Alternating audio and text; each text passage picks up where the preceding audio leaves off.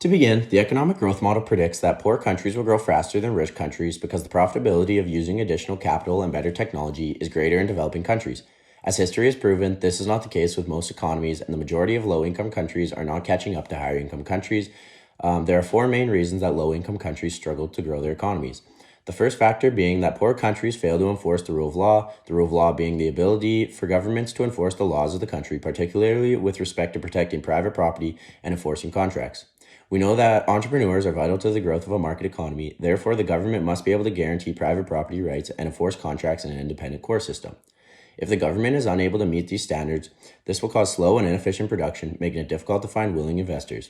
This brings us to the second factor, which is wars and revolutions. Wars have made it difficult for certain countries such as Afghanistan, Angola, and many more to effectively accumulate capital and adopt new technology and even conduct any sort of business activity. The third factor for why poor countries struggle to grow their economy is poor public education and health.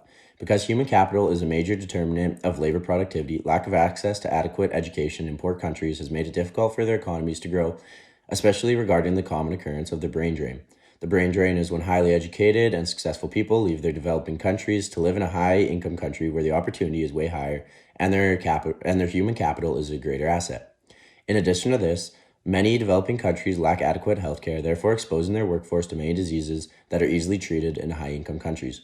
This causes people who are sick to work less or become less productive when they do work, causing labor productivity to be very low in poor countries. The fourth and final factor is low rates of saving and investing. In poor countries, many individuals and families are forced to live paycheck to paycheck, disallowing them to save any of their income, therefore affecting the amount of investment that goes on within the country. As we know from Chapter 6, the amount of saving within an economy equals the amount of investing. Therefore, low saving equals low investing.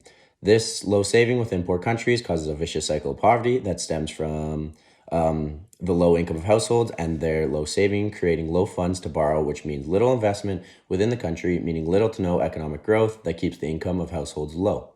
As we know, technological change is vital for economic growth and increased labor productivity. Therefore, I believe that any government policy that facilitates access to technology will most greatly stimulate economic growth in poor countries. Specifically, these policies would include greater success to foreign direct investment by making it easier for foreign firms to purchase or build buildings within developing countries, to make new technology directly accessible through foreign investment. The reason I believe this is the most effective method to stimulate economic growth in developing countries is because it would be easy for the government to institute and does not require any pre-existing economic success to achieve, unlike property rights and the rule of law, which require a certain level of pre-existing political stability.